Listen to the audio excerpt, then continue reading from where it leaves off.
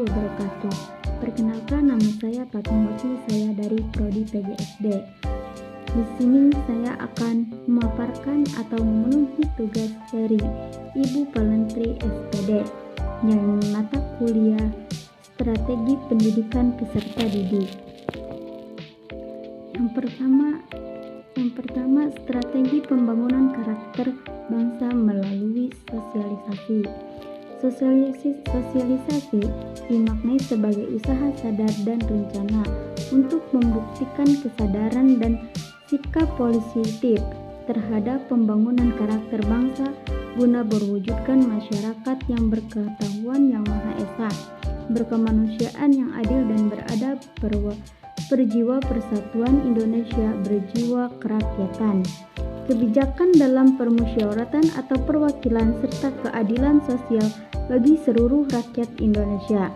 Kunci utama pembentukan karakter dan bangsa adalah budaya dan lahir dari kebiasaan atau sosialisasi berulang-ulang. Sosialisasi sebagai salah satu strategi pembangunan karakter bangsa yang dimaksud untuk membangun kesadaran masyarakat atau kelompok masyarakat, teknik kondisi negara dan bangsa, terutama yang terkait dengan strategi bangsa. Dan dalam sosialisasi akan terjadi proses penanaman prinsip nilai dan kebutuhan sosialisasi diartikan sebagai proses penyampaian atau pesan oleh seseorang kepada orang lain untuk memberitahu dan mengubah sikap, pendapat, perilaku baik bangsa maupun tidak langsung.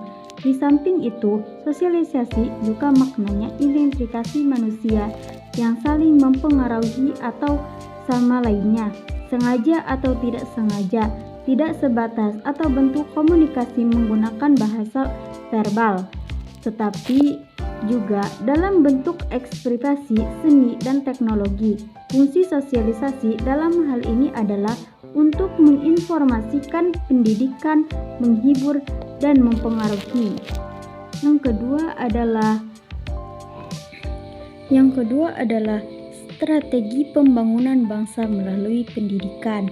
Pendidikan merupakan tulang punggung strategi bentuk karakter bangsa.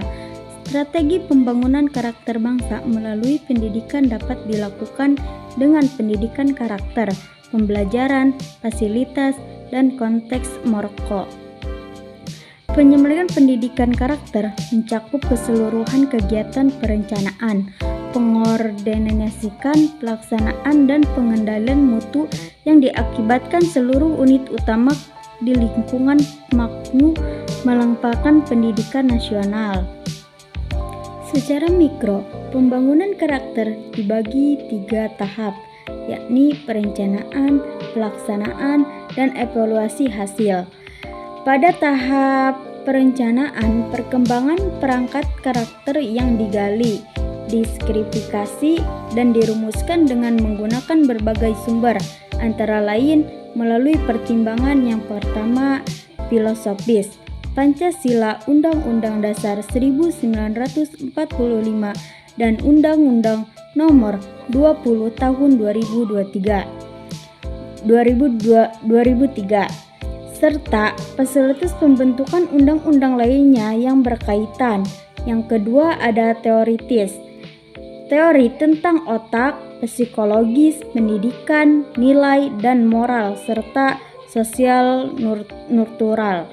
Yang ketiga empiris, berupa pengalaman atau aspek terbaik, antara lain tokoh-tokoh, satuan pendidikan unggulan, pesantren, dan lain-lain.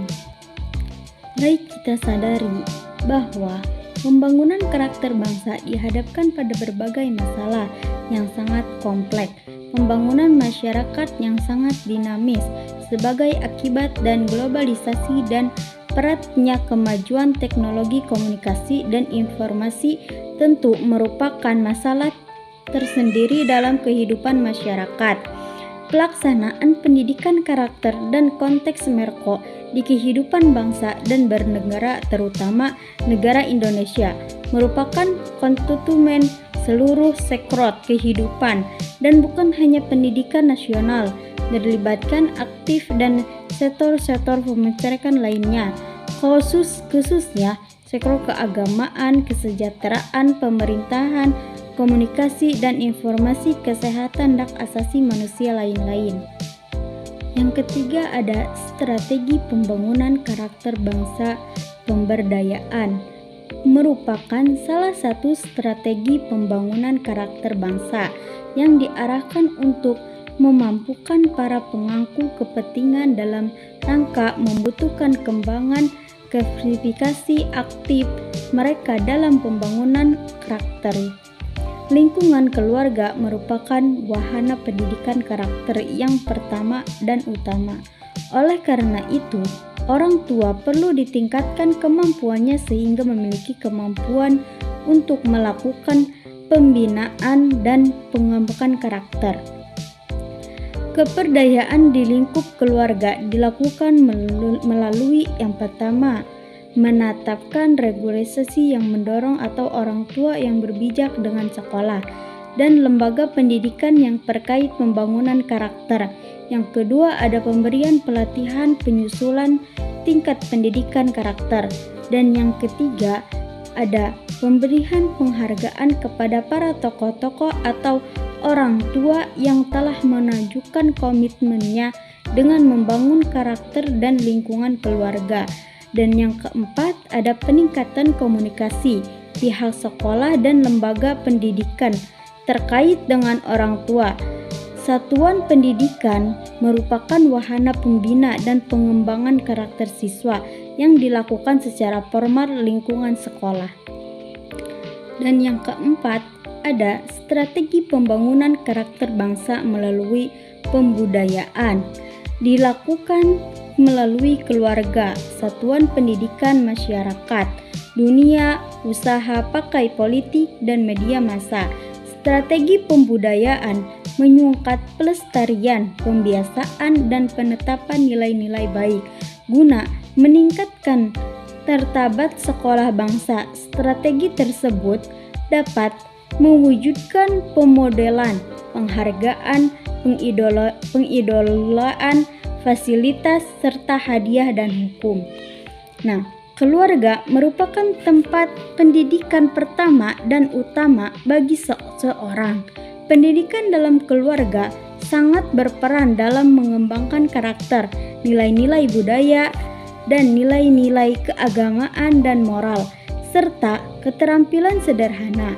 Dalam konteks ini, perlu sosialisasi dan eksplorasi terjadi secara kelanjutan. Hal ini berwujudan dengan membimbing anak agar menjadi manusia yang beriman, bertakwa, berakhlak mulia, tangguh, mandiri, kreatif, inovatif, berterus kerja, setia kawan, peduli akan lingkungan, dan lain sebagainya. Peran orang tua dalam membentuk karakter anak sangat penting. Hal satunya dengan mengajarkan cara pembahasa atau pergaulan sehari-hari.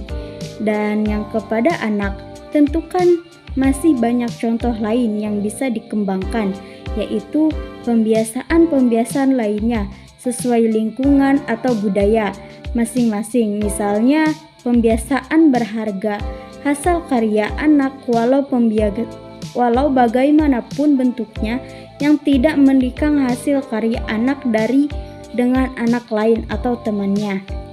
Nah, keluarga dapat berperan sebagai fondasi dasar untuk melalui langkah-langkah pembudayaan dengan hubungan yang Tuhan Yang Maha Esa. Dengan cara itu, lingkungan keluarga dapat menjadi pola penting dalam pembudayaan karakter bangsa bagi anak dan generasi muda.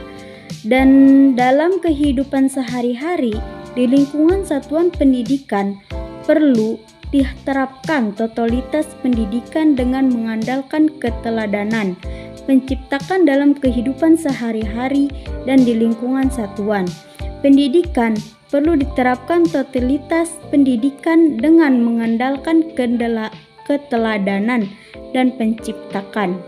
Yang terakhir yaitu strategi pembangunan karakter bangsa melalui kerjasama.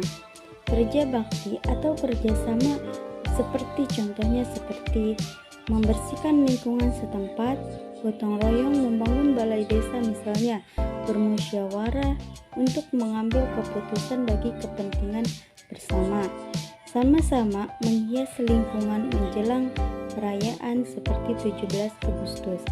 Nah, dengan contohnya kerjasama dalam lingkungan sekolah, membersihkan ruang kelas dengan membentuk regu piket, kerjasama dalam tugas kelompok, gotong royong membersihkan lingkungan sekolah, dan diskusi bersama teman untuk memecahkan suatu masalah. Baik, itu saja mungkin yang bisa saya sampaikan. Kurang dan lebihnya mohon maaf. Assalamualaikum warahmatullahi wabarakatuh.